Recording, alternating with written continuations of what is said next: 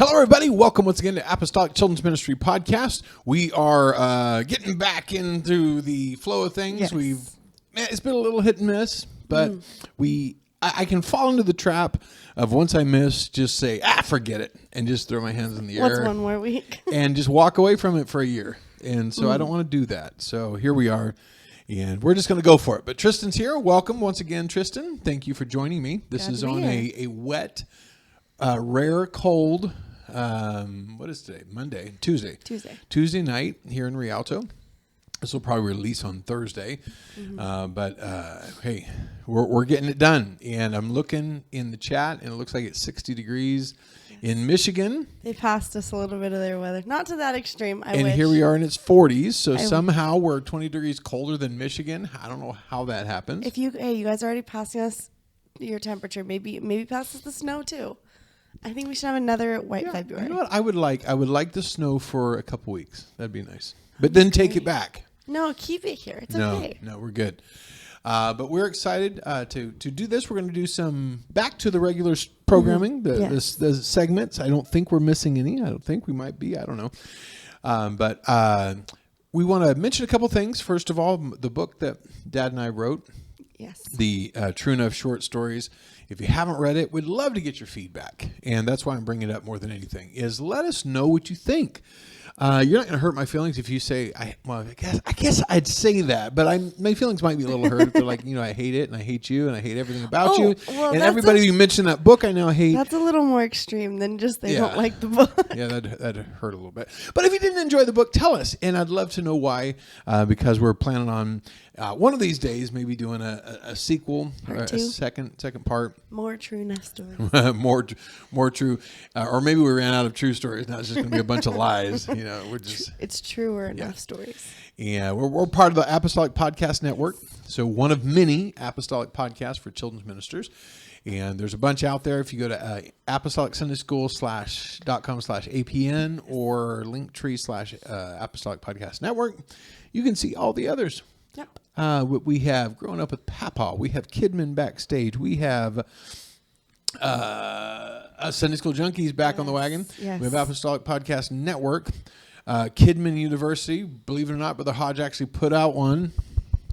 That's been months. But hey, it Round is of better. Applause, though. Hey, it was a shot in the arm and well received. So we're always glad to see that. And if I missed any, Sunday School Minute. There's so many. Yeah, it's awesome. I love to see what's out there. And, of course, the Kid Podcast. The ARC Podcast, Apostolic Radio for Kids. You got to check that out. And like we say all the time, we're not experts. We are not experts at this thing called children's ministry. But we love it. We're passionate about it. We always strive to get better. And if while we're doing that in the process, somebody's able to pick up something that would help them too, then, hey, that's just a little bonus. All the better for it. But I think we should just get on with this thing. What do you think? Yep. All right, on with the podcast. Hello and welcome to Apostolic Children's Ministry Podcast.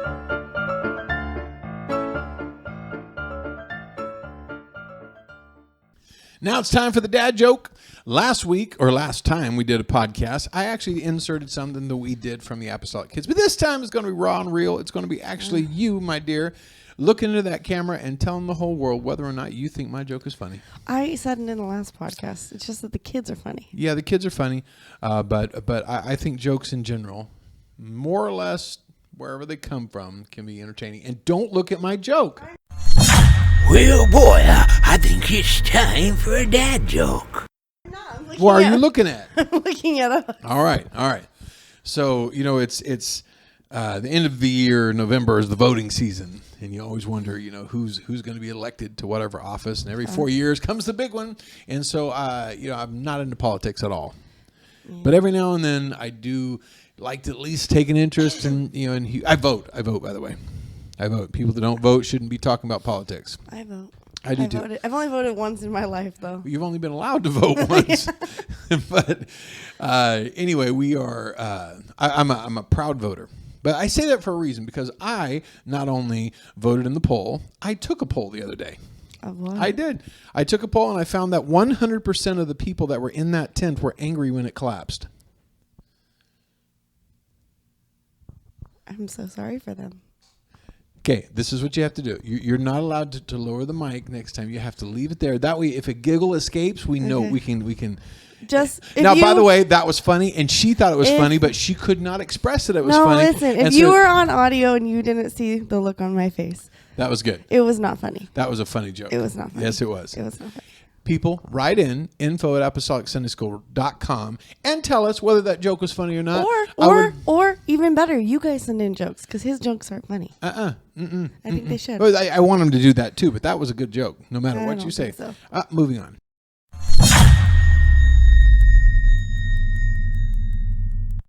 And now it's time for them victories and bloopers. The things that went well, the things that didn't go so well at Sunday school for us this last week. I guess we could dip into the last couple of weeks, but really mainly last week. I don't really remember the last couple of weeks. Well, let's talk about this week in particular. Okay. There were a couple things that caught my eye in the victory column, and one of them was the girls' class has been killing it, doing all kinds of neat things for the girls. Just making it special, when the girls walk in, they just feel like they're the most important person on the campus. And this time it was the 15th, so the day after Valentine's. It was so cute. They did a tea party. Yes, I only saw pictures. I wasn't able to actually go in there, but it looked so cute. Yeah, it was pretty neat. As a guy, I would still have. I could imagine myself being a young lady and walking in there and going, dude, this is awesome. I didn't know there it was these little happening. tarts. It was so cute. Little cute. There was finger foods. It was like a pink tablecloth. It was made very frilly and very girly. I'll try to put pictures if I remember. But it was like very frilly, very girly, it was like what you imagine when you think of a pink tea party. That's what it was. And they did such a good job. And, of course, they still taught and still had a great day teaching these girls. But also they went that extra mile. And now if you tried that same thing in the boys 10 to 11 class, probably wouldn't fly. Having a little tea party there might be a little rough. So you have to adapt to your audience. But I thought that was great. And I also loved another huge victory was that Brother Reuben Lamelli took it on himself to cook hot dogs for our Sunday school. Now, I don't know if his original intent was to do it for a certain route or whatever, but anyway, he expanded, and it became where anybody that attended Sunday school, by the time it was over, is anybody that even walked through Sunday school. If you were coming to pick up your kids, we gave you a hot dog. Yes. Every teacher, every child, every volunteer, anybody. If you came by, you got loaded up with hot dogs. He specifically was just passing them out to everybody. Isn't that the point? I mean, you got to get rid of them. He was like, there was. I'll try to put some pictures here. Yes, and I guess this is more of a blooper, but it has to do with this. Is there was one boy from our church, and we were talking, and there was a group of us, and he just said, he was like, oh, I can eat like 10 hot dogs. Oh, yeah, and this was a bad moment for him. We were like, oh, really? Because he had already eaten, I think, 2. And so he was like, I could eat 10. And so we were like, okay, let's prove it. So I told him absolutely not until everybody has a hot dog. You're not going to have a hot dog eating contest until we know there's enough to go around. Well, when it was clear that we had plenty, we had cooked a mess of hot dogs. They came and said, can we get a few more? I said, sure. Just, don't throw up or anything weird. Yes. And so Can I just say one thing from my point of view? Yes. So I was over there, serving the hot dogs and cooking, and I knew this challenge was on, and I guess there was money put on the line. There was. It was if he ate all 10 of them, he was going to get money. Yeah, and so I'm over here looking, and the dude is just eating and eating and eating and eating and eating and eating. I mean, he probably had to have been eating at least 20 minutes, probably. Yes. It's a long time. Yes. And I'm thinking, dude, this guy's got to be close. Okay, so I'm over here working on the hot dogs. I go over there after 20 minutes and get a hot dog count. And how many had he eaten? 2. 2. 2 in 20 minutes. It was the most pitiful performance I've ever seen in my life. Yeah. Joey Chestnut would be so horrified by this young man. So basically, what happened was, so I have a time lapse video of it. It's just like, it was 30 seconds time lapsed. I don't know what that. I don't even think I'm going to put it here. I was going to say I'll put it here, but it was just like it was a kid chewing the same bite over and over for 20 minutes. What's crazy is another boy walked over and he was like, oh, what's he doing? And we told him what was happening, and he goes, oh, I think I could do that. And in the time that the other boy got from hot dog 2 to 3, the other kid finished 3 in a row. And I think he like stopped at number 4. What's crazy is they eat like 70 something hot dogs in 10 minutes. I mean, so yeah. It was a terrible performance. And but the whole reason this is a victory, so it's funny. not because this kid about choked. It was because it added such a cool layer Yes, of there was excitement. there was a big fun. group of kids standing around watching. Well, It was, that and they were hanging out, eating Yeah. hot dogs and It was having so lots of funny. fun. The parents got them. Anybody that walked through got them. It added such a neat element. So Brother Lamelli did a great Yes. job adding just that cherry on top. We already had great class. Yes. We already had great Sunday school, and this is after. It just kind of added that little Yes. touch at the end. Definitely. It was such a neat thing. So I thought that was a great victory. Mm-hmm. Was there any other victories that stood out in your mind? Yes, All right. definitely. So super class was a main thing we've really been working on is the flow between segments of no dead air. Oh, can I squeeze in one tiny victory here? Yes. It has been a dream of mine to one Sunday regularly to be able to go around to every single Sunday school class and just get a feel of how they're going. Because I get tunnel vision on whatever class I'm in, which right now is the youth boys class. And it feels like that's all there is to Sunday school is that one class. And I know there's more, of course, and I try to be connected, but it's very difficult when you can't get out. But they had a Holy Ghost rally, and I purposely made sure that everything was covered in there. But then I was able to slip out and go into every single class from toddlers all the way through that Holy Ghost rally and everything in between, including your super class, which I Yes. haven't been in a while. So what you're about to say, I was cool to watch. Yeah, so we've really been trying to work on like the flow of segments and trying to make sure that there's no dead air, and that I was pushing you hard too, girl. Yes, and what's funny, that's part of it is where we've been telling him like just be ready for your segment, and I knew I was next, but I wasn't. I was at the very very end of it. I was right after, like I was at the end of the student of the week. And I was just supposed to run in and kind of interrupt it. But I knew I wasn't there for a while. And so he asked, he was like, who's next? I was like, well, I am, but like kind of. I didn't say kind of though. And so he was like, okay, go get a mic. And so I just stood Go up stand there next to the stage Yes. with a mic. Be ready to come in hot. I know. I was. That's my big thing yeah. is I don't want you to have to put a mic on. I don't want you to have to find a mic, make sure it has battery. None of that. It should already be taken care of, and you come in hot. And it was cool to see you guys nailing it. So you guys had your schedule moving pretty good. And then another victory was the Bible story. It was such a cool idea in the curriculum where it was, because the whole theme was submission to authority. Little plug for Acts in Action. Acts in Action curriculum. ActsCurriculum.com. This is Operation Faith. And I think we're on week 5. And so what we did was it was a split stage, and one side was talking about Saul and his sin versus David and his sin, and their different like reactions when it came to like having to take accountability for it and submitting to the authority of like the prophet and of God. And so it was what we had is we had our spotlight in the back, and it was just kind of switching between the two boys that were like representing them. And it was really good. The kids were really engaged. I think having the lighting as well as there was background music. It was really... That was another thing that was funny. So I come walking into class and I see the spotlight on, just hanging, pointing at the floor, but it's behind the curtain. Yes. And so I'm like, what on earth? So I went to go unplug it, and I thought, I better ask real quick. So I'm like, guys, why is there a spotlight behind the curtain, which it clearly can't even be used? Yes. And they said, oh, no, we're using it for the Bible story, and it's here on ready, and we're going to split the curtain and shine it. Yeah, it's so like the kids aren't looking at it, or it's not distracting anyone before then. Yeah. But another victory was right after that we went to a worship song, and the worship song wasn't in the curriculum, but we decided that it was a better flow into the final lesson. So we did the song What a God, and I've never done that song as an action song before.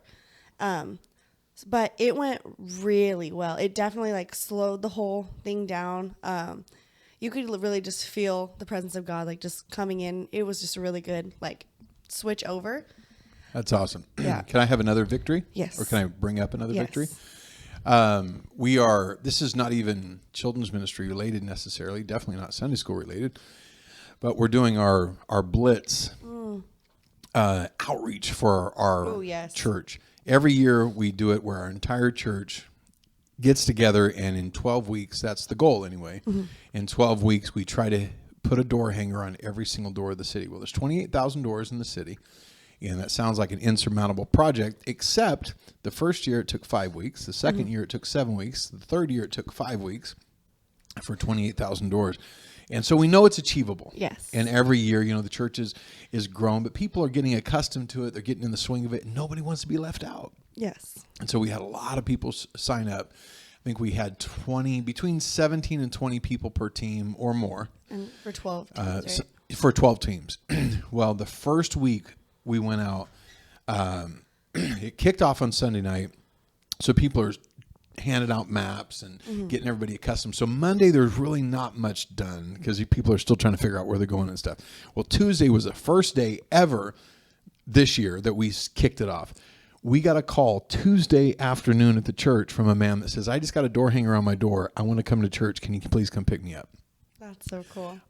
At that point, there probably had been 200 door hangers handed out.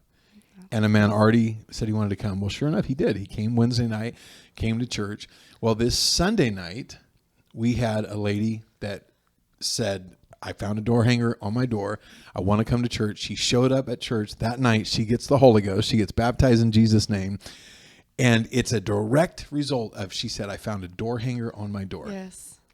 Well, our church is just like, we're so pumped. But we gave out in 1 week, 10,718 doors were hit in Rialto. Yes.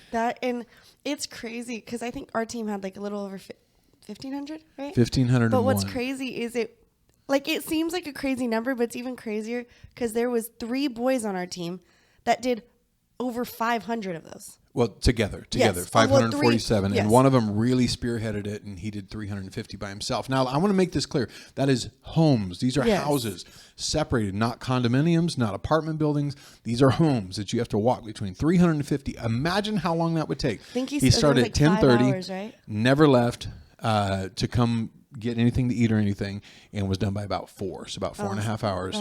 No, 6 hours. 5.5 hours. 5.5 hours. Yeah. Yeah. I can't do math. So he worked so hard, but everybody on the crazy. team worked. I mean, it was like person after person contributed, and it was just so cool to see 2 people immediately as a direct result of that door hanger. Very first week. And over the course of this outreach, every year we see, I mean, we're talking dozens, probably above 100 people show up as a direct result before Easter even starts. Yes. And then on Easter, there's probably, God Easter only knows, is 100 always, to 200 people directly from the door hanger outreach. Easter's always overflowing.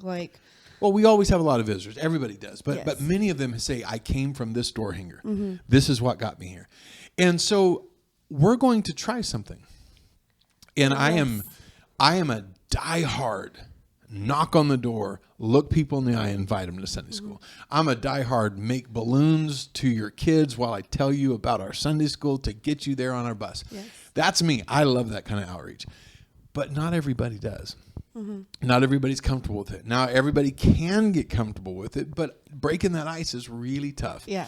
So I'm thinking if we can hang door hangers and people come to church, get baptized in Jesus' name, receive the gifts of the Holy Ghost, we can also add to our arsenal of outreach tools, in addition to door hangers for bus ministry, door hangers for Sunday school, and mini blitz all year long, every apartment complex, every neighborhood that we go in. And maybe I don't have time to knock every door in that apartment, but I do have enough time to hang a door hanger. Yeah. Brother Julian just told me that we have at least one guy on our bus who's willing to just blitz. As long as we give him apartment complexes, he's willing to blitz them. And he's a little bit laid back as far as looking people in the eye. He's admitted, I don't know how to talk to people. I want to be able to talk to people, but I can't. Yeah. But he's a dynamo in our outreach for blitz. Yes. And so between him and the rest of the crew, we're not saying that traditional outreach is out.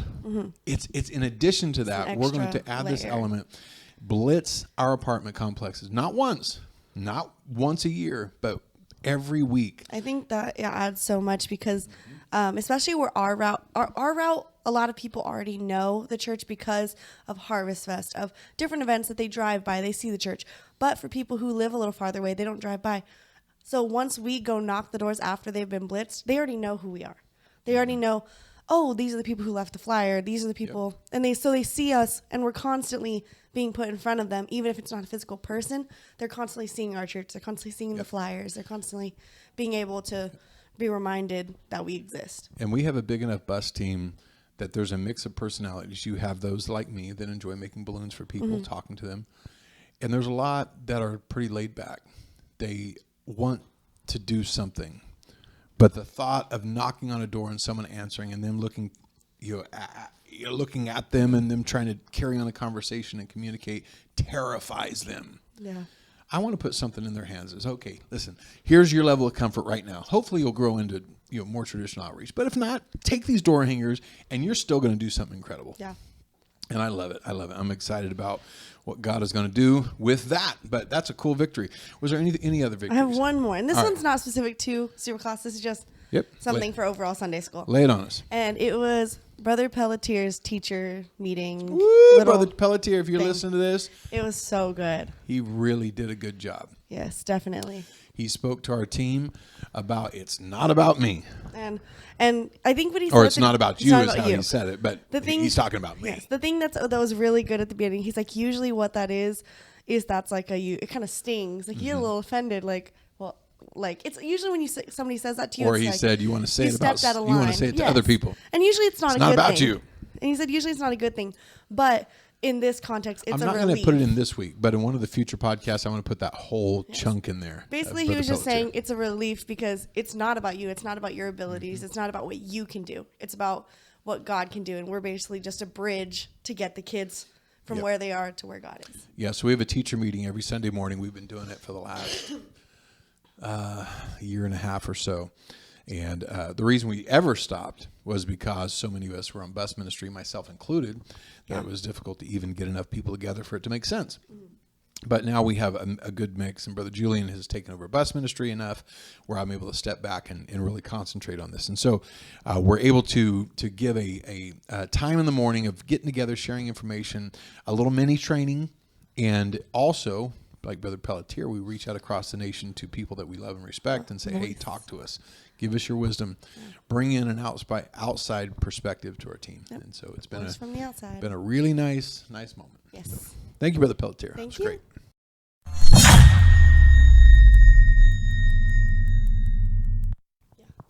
And the bloopers, these are the things that aren't quite as exciting, but the things that many people seem to enjoy because... they think if it can happen to them, it's okay if it happens to us, sort of thing.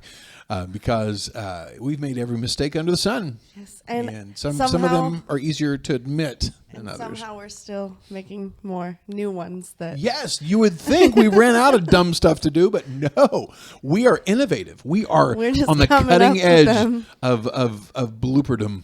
I can definitely say that the ones I heard this week, I've never heard of okay, before. well, I'm gonna save that one. So you go ahead and tell me yours first. So in Superclass, in the curriculum, there was an object lesson that it was supposed to be taught before the final lesson, but they were very similar, and so we didn't want to teach the lesson and then teach it later down the line like the exact same thing. So we they changed the object lesson to more of a theme skit, and it was supposed to happen is there was the private who was she was carrying a bucket of water or something, and the sergeant was just hanging out in the front, and the private was supposed to just dump this bucket of water. The private was Gracie and the sergeant is Bree. So she was supposed to dump the bucket of water on Bree. Except it went a lot farther than we thought it was. It was a lot more full than we thought it was. So it splashed on Bree and then went completely under the girls' section, soaked some of the girls' feet, splashed upon some of the girls. And so half the class is just soaked. like the floor. And so there was like 3 or 4 teachers up there mopping midway through the lesson. And this is when I walked in. Yes, and that's why I told Gracie to go over to you, and I was like, prepare him for what he's about to walk into, because I don't want him being like, what in the world? This was my lucky moment where I could walk around to all the classes and I see them mopping. I'm thinking, oh no, a kid threw up. Who knows? Maybe a kid wet his pants on stage. But no, they did it on purpose. Yes, and so the next portion was mine, and I was doing the apostolic chant, and usually we have the kids stand up, and they really get into it. I was like, everyone just stay sitting down. Nobody move. Any casualties. Yes. Yeah. I was like, I don't need this to be another blooper. So the other blooper was pretty drastic, and it wasn't this last week. It was actually 2 Sundays ago, and I heard about this only this week, though. I didn't hear about it when it happened. Funnily enough, they kept this back. But the boys 10-11 class, they like to have their game outside where they can have some room to run and let out some energy. And so they were out there. My understanding is that they went to the back where the grass area is, and they were doing a game of some kind. And my son Logan looks up, and there are boys in the tree. There's always boys in the tree. They yes, love that tree. but not during class. Yes, not usually during class. We don't encourage them to climb trees. It's just a recipe for disaster. And so this is Logan's story. He said he looks up there and sees them in the tree. He said, guys, you need to get down before you fall. And almost accompanying the word fall, a kid fell out of the tree. Just thwap and hits the ground. Well, he gets up. He's in pain. He's holding his leg, kind of limping around. Well, they all go back inside, and that's the end of the story. No, it wasn't, because that kid had broke his leg in 4 places. His ankle was shattered. And he just walked in? Yeah, apparently he walked it off until he got home and realized he was really hurt, and so they took him to the ER. He had broke his ankle and leg in 4 places. How do you just walk that off? In Sunday school. And I heard about it the following week. That's great. That's your son. Incident reports are there for a reason. This would be considered an incident. Yeah, that's a blooper. That's one thing that shouldn't happen, but it did. Wow. Yeah. Really discovering new ways to have bloopers. Yeah, we're kind of good at that. Yeah.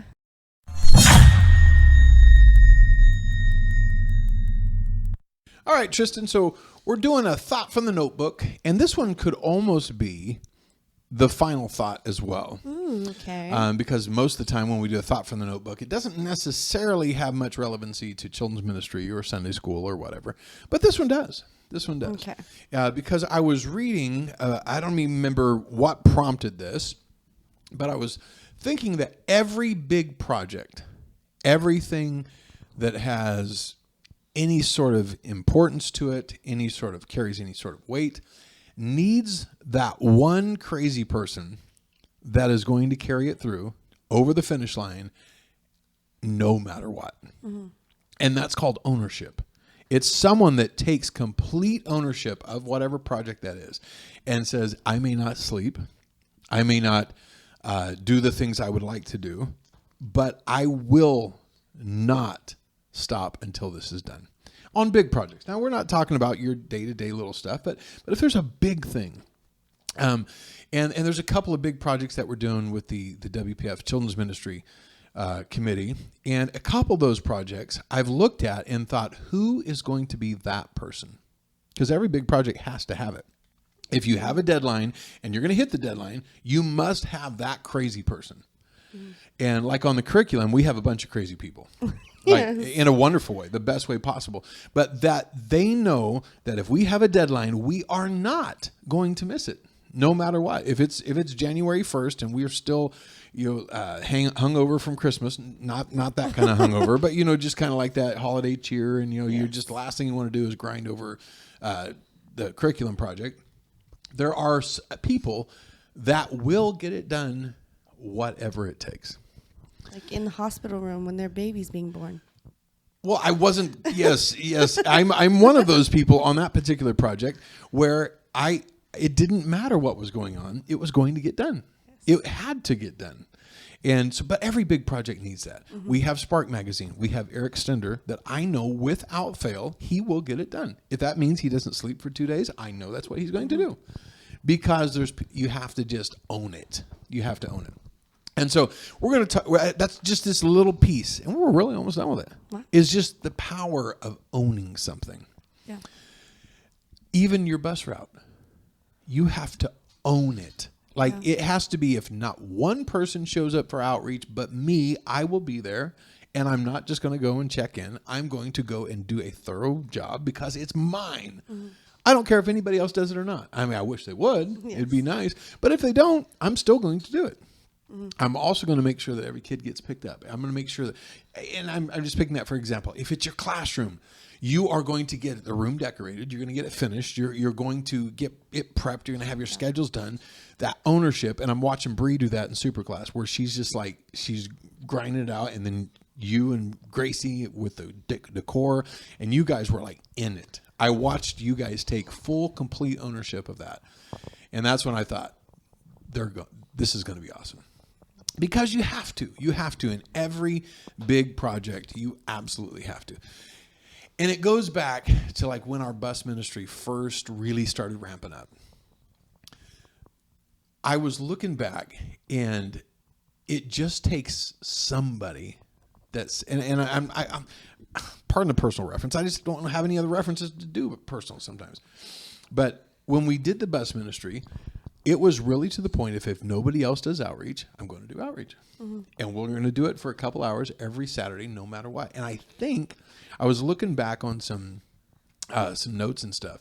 And I remember after like 2 or 3 years of outreach, we realized that we had never one time had it rain between 10 a.m. and 1 p.m. on a Saturday and had to cancel outreach or even have it mess up outreach. And somehow God, like for 3 years straight, never messed up a single outreach with rain. Because I remember thinking, dude, we have never missed it one time. Never once. Now, there was one time that we purposely canceled outreach after Thanksgiving because it was on a Friday, and I told everybody, hey guys, or on a Thursday, but we had that day off after, and so I told everybody, hey guys, don't worry about outreach. And that was the day that I got a kick in the pants from one of our kids who on Sunday when we picked him up said, where were you?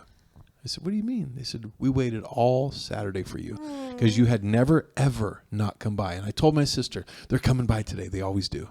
Aww. And you never came. And those little girls looked me in the eye and said, where were you? What was I supposed to tell them? I'm spending time with my family. You know? Yeah. So that was a moment. But the reason I'm bringing that up is because of that ownership, because of that regular consistency, we had built quite a neat route. Like that bus route was popping pretty good. Yeah. But it needs somebody that's nuts. Somebody that's just going to take it, not check the boxes, but draw new boxes to be checked. Yeah. Does that make sense? You got to just own it and take it to the next level. Yeah.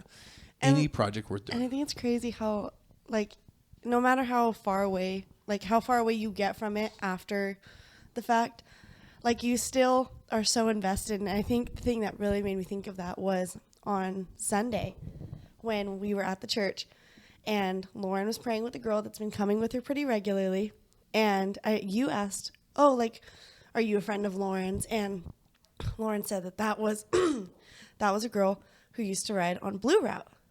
And it's crazy seeing Lauren still having those connections from her being captain on Blue Route, still bringing a kid who came when she was probably... What was really cool is they just kind of described the area of the city, and I knew exactly which house it was because we had done it so many times. Mm-hmm. I said, yeah, you're on this street. And she goes, how did you know that? I said, because that's the street we picked up over there. Yeah. But yeah, it's pretty cool. You just have to take ownership of it, because when you do, it changes everything. So whenever we do a big project with the WPF, especially Vacation Bible School, toddler curriculum, youth curriculum, I'm always looking at the group going, who is it? Who's going to take ownership? Because I can only do so much. I cannot take that full ownership that I have right now, the 5 to 11 curriculum. I can't do that with very many more projects. I can't. If it wasn't for Eric with Spark, I don't know what we'd do. And so I'm looking, who's going to take the mantle? I think I see him. I see who's latching on and who's going to run with it. But it's exciting because without that, you're never going to have success. That's true. The power of ownership.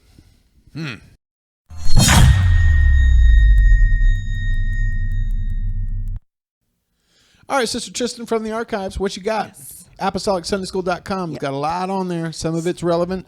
or at least it's bubbled to the surface through the curriculum or whatever else. But there's some stuff that's still, it's kind of buried a little bit. Yep. So what you got? This one is, I'm going back to what I really know. Take me back. Take me back, Trystan. Come on, what you got? Taking me back to what I really know, and that's songs. And it's been a while since I've done a song. That's true. So I've been trying to, change it up. Which one? And this is River of Life by my Youth Chorus Book. And it's such a fun song. I was actually looking through there recently. Good luck finding it online, by the way. Yes. I'm not going to find it. But it is, I was just recently But if you go to looking apostolicsundayschool.com, go to songs and just scroll all the way to the bottom. I think I actually have the MP3 link. Yes, and it'll say like... with the permission of the artist, which is good. Yeah, so it'll at the bottom, it'll be like good resources or something like that, and there's just a bunch of them. But it's called River of Life. There's the actions are on there as well. And it's just a really used to fun... do that one all the time. I know. That was I got a river of life flowing out of me. Going to the Makes it a lane archives... to walk and the blind to see. Open prison doors, set the captives free. I got a river of life flowing out of me. Spring up a well in my soul. Yeah, it's a good song. And that like going through the archives, it just brings me back to like me being in Sunday school. And so I remember Thanksgivings where we used to all be sitting on all those long tables, and there would just be the stage. They'd sing that song. That was when Mr. Quackers came out. He'd throw candy at everyone. But that was going through the archives is just going through my childhood. Because this is what I grew up with. I love it. That's a good call. I like it.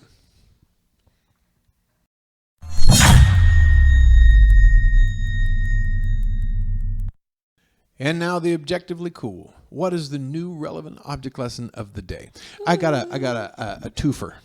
Okay. I'm going to do a twofer. Okay. Yeah. And the reason I have a twofer is because in our Apostolic Kids videos that we've been doing, one of the challenges that we gave the kids was to give us an object that we had to do an object lesson on. So pick anything, make it hard, make it tough, and we have to do a lesson on it. And so they gave us a couple. Pickleball racket. And that's the one I'm going to talk about first. They gave us a pickleball racket and said, I want you to do a lesson on this, which we did last week. Was that last week or 2 weeks ago? Whenever it was. 2 weeks ago. Anyway, so pickleball. And I was trying to think, what can you do with a pickleball racket? Yes. And so we started talking about that a pickleball racket this idea is... Yeah. Sister Hadassah Stender. Hadassah Stender, she's the one that sent that good. to us.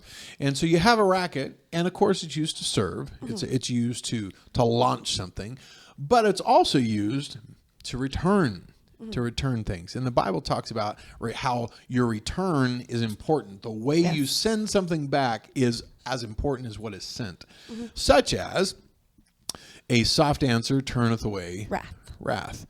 If someone is angry at you, they're yelling at you. Well, imagine this in the Sunday school class. You have a child that gets wound up. They get upset.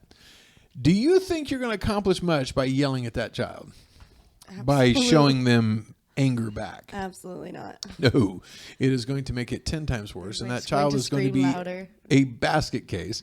But a soft answer turns away wrath. And so your return matters. How you return the serve matters. So how you react to things matter.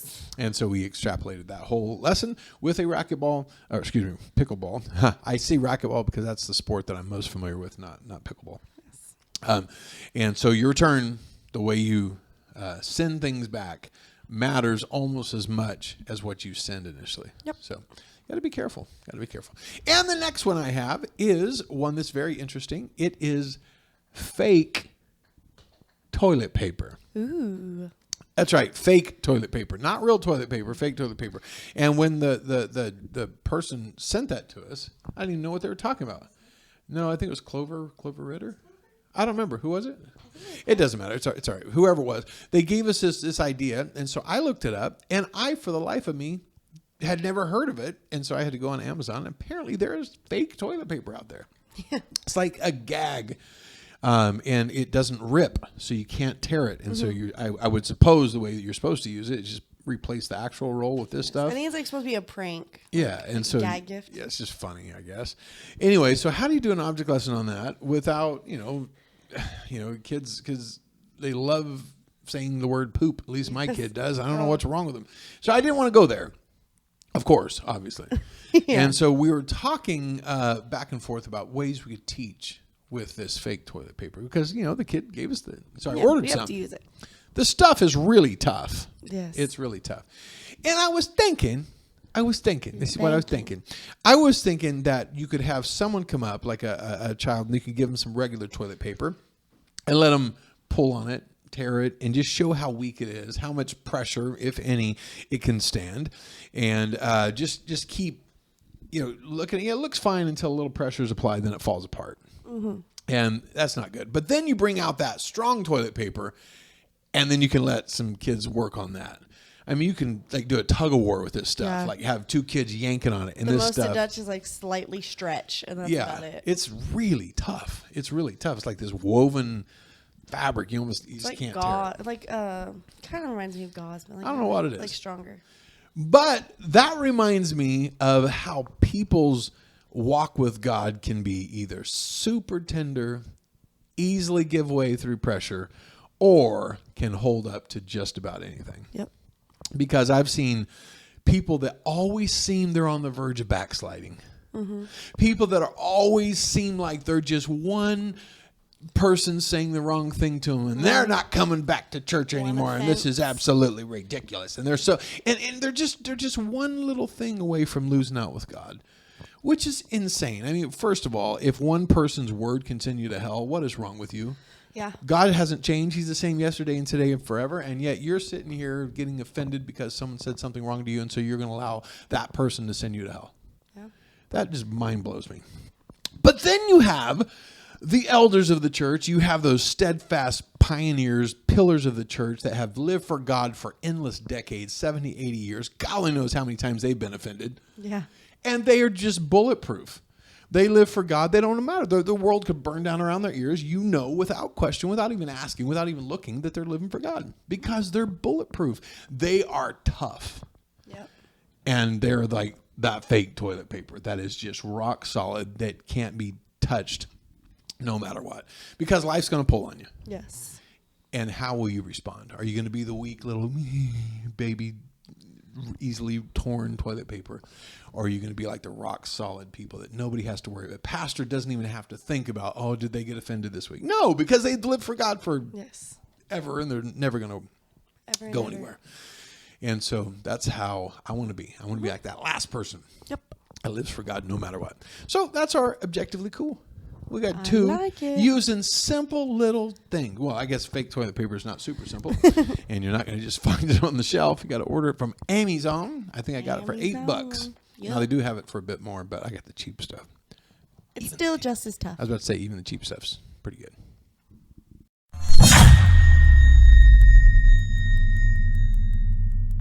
Trystan, we're going to end this thing. We're on the tail end. And this thought came from a TED Talk that I listened to. Okay. And have you ever heard of Alex Honnold? No. Many people out there have. He's a rock climber.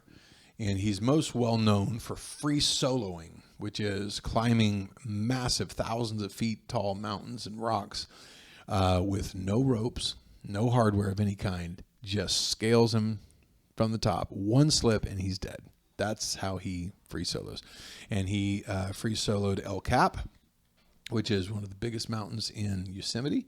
And he did it without a single rope, without a single carabiner, without any of the equipment.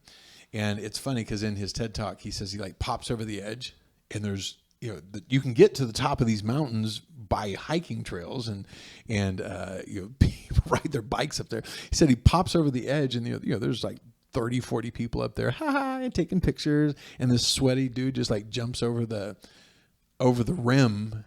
And he said it was the weirdest thing. He thought everybody was going to be like, dude, this guy's crazy. They didn't even think about it. He said they just looked at him like, oh, hi, how are you? And he said it was I guess they figured because I didn't have ropes that they thought, it was no big deal. I just went down there to take a picture or something. Yeah, barely climbed down just a little bit. Yeah, because he said he had done it before with all the ropes and stuff. When he comes up with the ropes, people realize he climbed that thing. Yeah. And they're like, oh my goodness, they go nuts. Well, when he came up with no ropes, they thought, this guy's no big deal. He said they made more of a big deal about the fact that his feet were hurting him. And so he took his shoes off and walked barefoot down the hiking trail to get down. That's when they're like, dude, this guy's hardcore. They didn't realize this guy just climbed 3,000 feet to the top of this mountain without anything. So why am I bringing this up? I have no idea. Well, he did this before, and he climbed El Cap, but there's another rock face, even more popular, more well known, called Half Dome in Yosemite. And he had made up his mind that he was going to free solo El Cap, but he wanted to start with Half Dome. And so he's a very good climber, very good. But he said he decided to just kind of wing it. He said, I'm just going to go kind of YOLO on it. And so he climbed Half Dome because to him, it was no big deal. He had climbed stuff like that 1,000 times. Yeah. I mean, that really is that you only live once. Yeah, you only live once. That is the definition of... Well, while he's telling this TED Talk, he said he's climbing this thousands of foot place that he's never climbed before.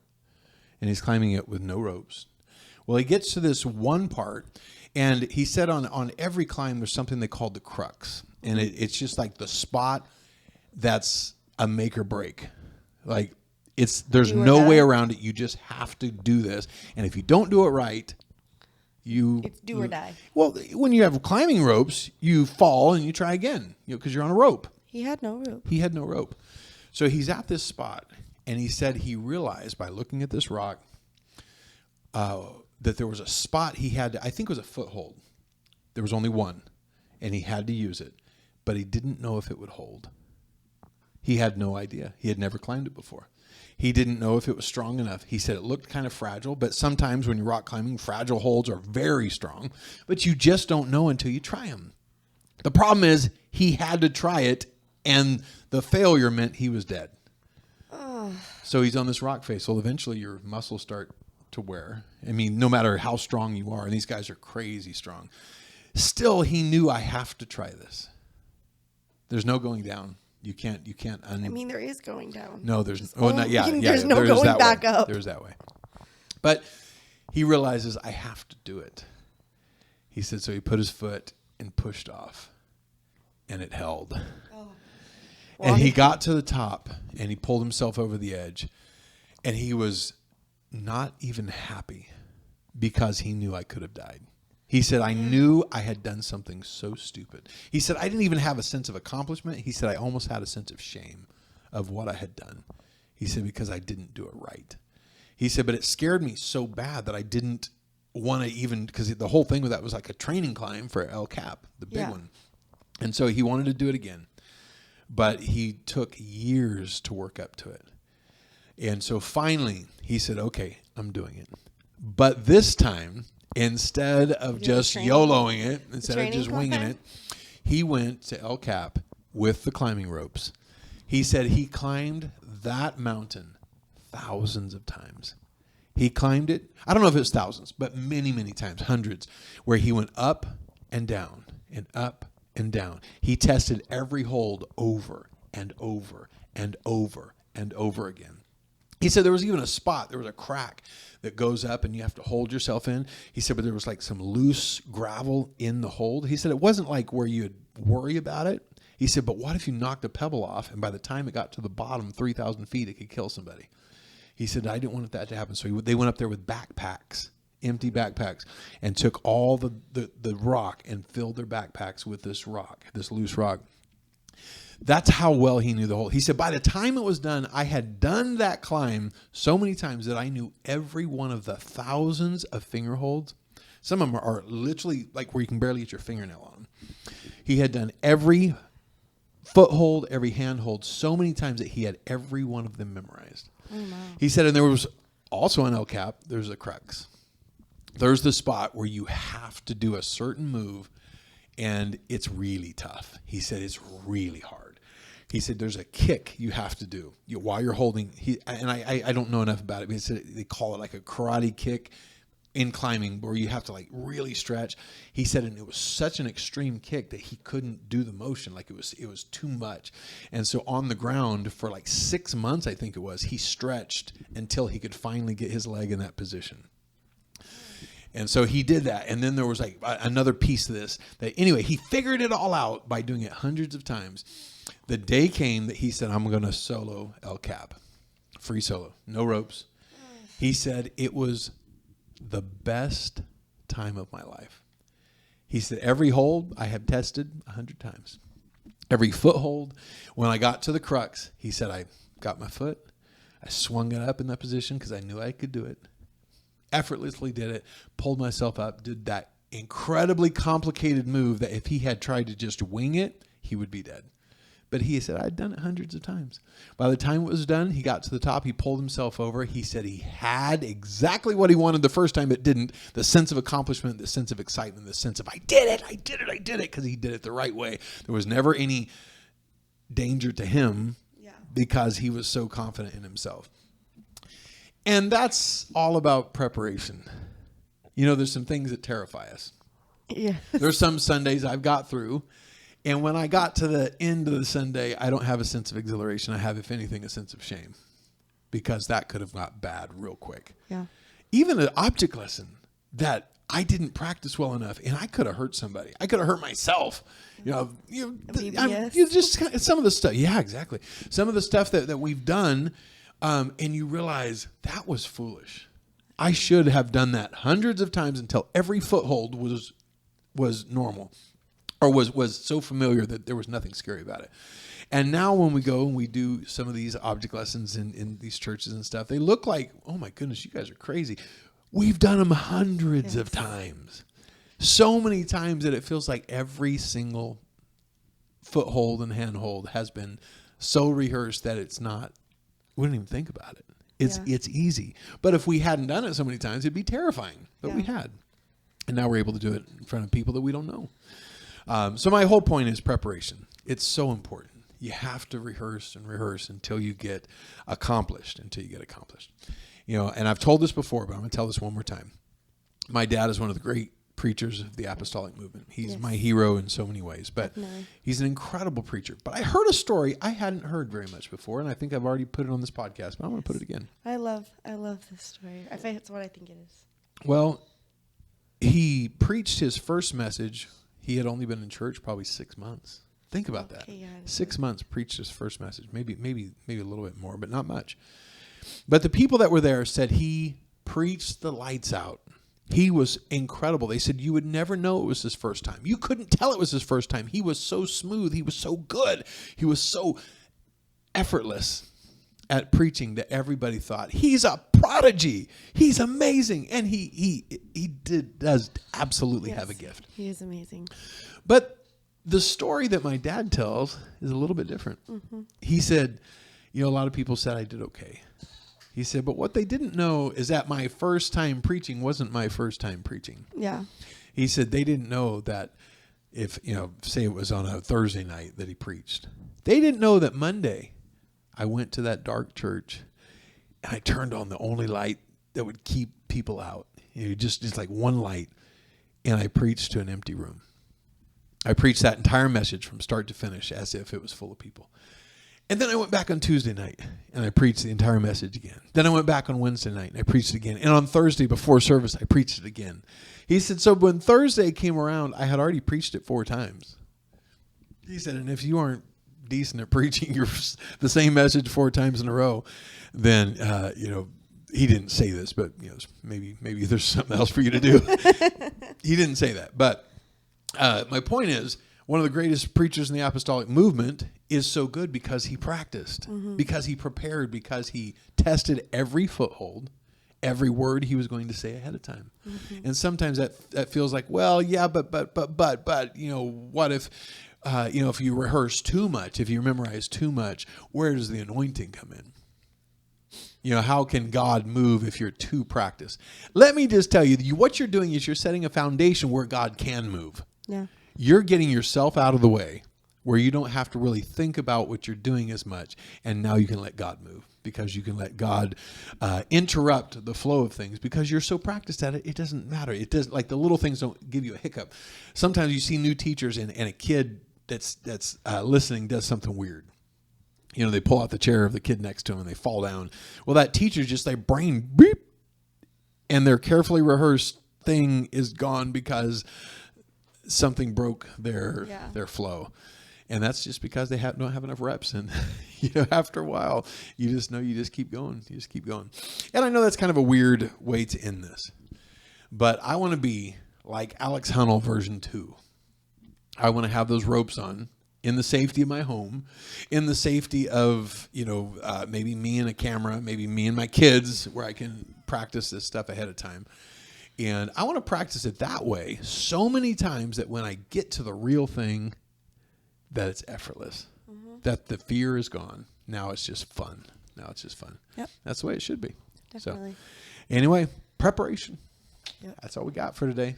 Anyway, thank you guys for joining us. If you have any questions, concerns, or feedback, send them to info@apostolicsundaySchool.com. And until then, we'll see y'all next time. Bye.